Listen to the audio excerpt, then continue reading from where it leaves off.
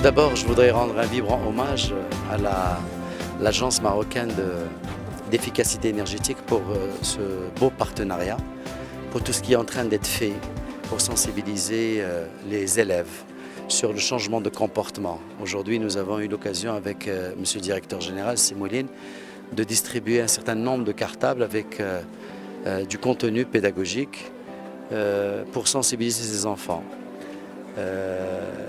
La sensibilisation, elle ne consiste pas uniquement à mettre des installations, mais également à les inciter à changer ce comportement.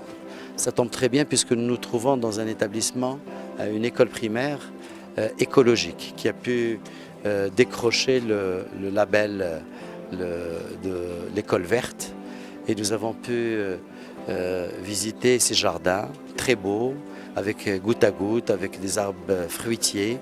Et ce qui est extraordinaire et intéressant, c'est que les élèves participent eux-mêmes dans ce jardinage, dans le cadre d'activités de clubs de citoyenneté. Nous avons également, nous allons avoir d'autres projets de partenariat avec l'AME concernant les résidences, les internats, pour l'installation d'un certain nombre de dispositifs permettant l'énergie solaire. Et par là aussi, c'est une occasion qui va inciter les jeunes à être sensibles à l'importance de cette énergie solaire et à avoir un comportement responsable vis-à-vis de la réduction de la consommation en eau et en électricité. Nous sommes ici dans une école qui a le statut d'écologique. Elle a déjà le pavillon de la Fondation Mohamed VI pour la protection de l'environnement. Ça veut dire que c'est une école qui est déjà orientée pour l'éducation environnementale. Nous avons proposé une activité spécifique à l'efficacité énergétique pour les élèves, pour les enseignants, pour passer le message. L'efficacité énergétique, ce ne sont pas que de nouvelles technologies, ce sont aussi des changements de comportement. Donc il faut sensibiliser les plus jeunes dès le départ à comment consommer de l'énergie, pourquoi ne pas gaspiller de l'énergie, que même si on utilise une lampe basse consommation, quand on sort d'une pièce, il faut l'éteindre. Quand on utilise un appareil qui consomme de l'énergie, il faut l'éteindre. Et c'est tout l'esprit de cette sensibilisation, avec des ouvrages qui vont permettre de raconter des histoires liées à l'efficacité énergétique. Et c'est pour tous les élèves, mais aussi pour les enseignants.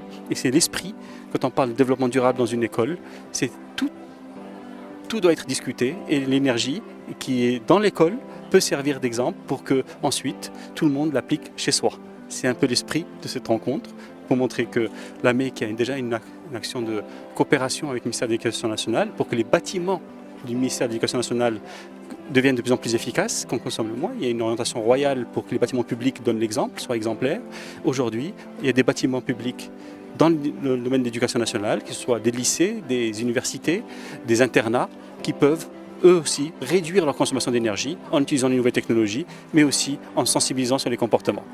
L'esprit ici, c'est d'accompagner les enfants pour leur dire voilà pourquoi c'est important et voilà les outils qui les accompagnent. Et c'était l'esprit de cette action de sensibilisation que mène l'AME avec le ministère de l'Éducation nationale.